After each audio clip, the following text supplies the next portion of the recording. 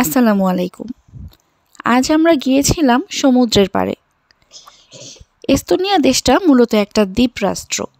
এটার চারপাশেই আছে সমুদ্র।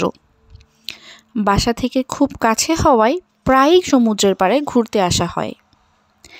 এই বীচটির নাম হচ্ছে পিরিতা বীচ এবং সমুদ্রটিকে বলা হয় বাল্টিক সমুদ্র বা বাল্টিক সি।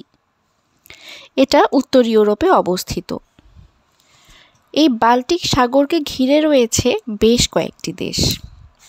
দেশগুলো হচ্ছে Estonia, Latvia, Lithuania, Finland, Sweden, Russia, Poland, Germany ও ডেনমার্ক।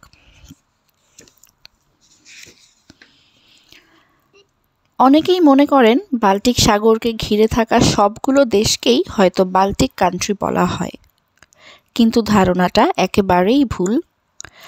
বাল্টিক স্টেটস বলতে শুধুমাত্র এস্তোনিয়া, লাটভিয়া ও লিথুয়ানিয়া এই তিনটি দেশকেই বোঝায়।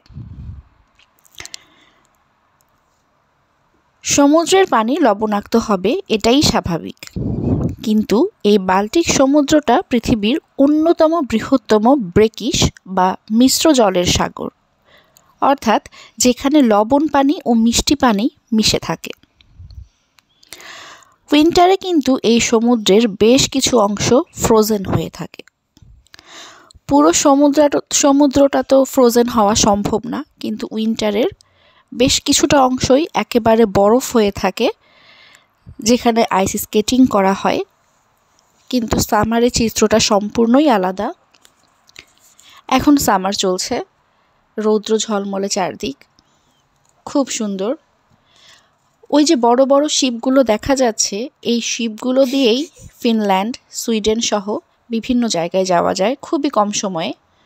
মাত্র 2.5 ঘন্টার ব্যবধানে ফিনল্যান্ড, সুইডেনে যাওয়া যায় কোনো ভিসা ছাড়াই।